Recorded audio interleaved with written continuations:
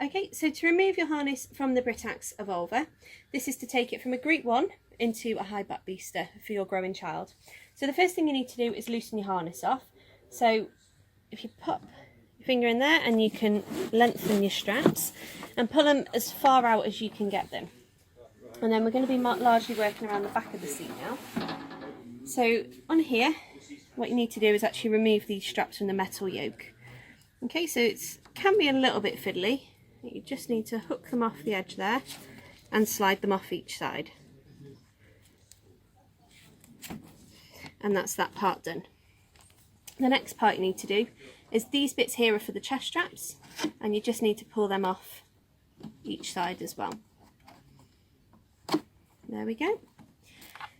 This part here, so the metal yoke, if we drop it down, this actually has its own little storage area. And so what we need to do is just fit that in there, and that clicks into place. So that's stowed away. Coming back to the front of the seat, you'll notice at this point I've still got my harness buckled together. I can take these two parts out. I can now unbuckle my harness. Okay, and then what we're going to do is pull our straps so the two loops are at the same height, and we're actually going to roll these pads up. Okay, so you roll them up, and then you may have wondered, as you've been using your car seat, what these are for. So what we do with these, if I turn this around, it'll be easier to see. Okay, so we have our straps rolled up, and we take our elastic, and what we actually do is use that elastic. And because we're no longer going to use these holes, which we used when we fitted it as a Group 1, because the seat belt will come over the front, and that will actually stash your harness away. So if I'll do that again to show on the other one, and this forward.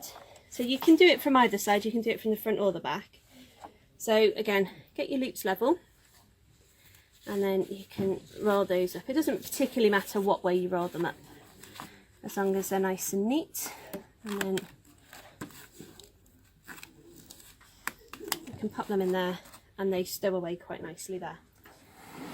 So these bits here, you have poppers down here, so you can stash this away and your buckles stashed down there. So everything is out of the way of your child as they use it as a high back booster.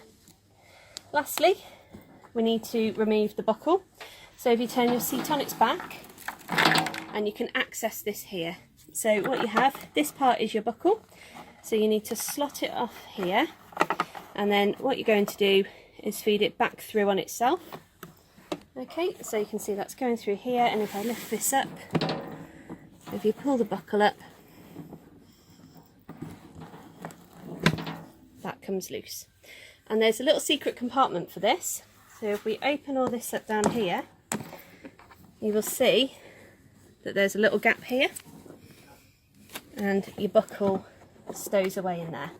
So you can keep everything nice and safe for if you ever needed to put the harness back into the seat to use it for another child that maybe needed the harness.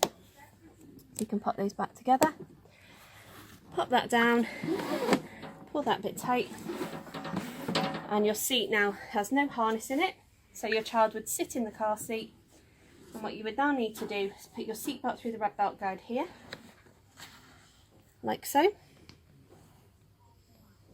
and then with your child sat in the seat, you can actually strap them in.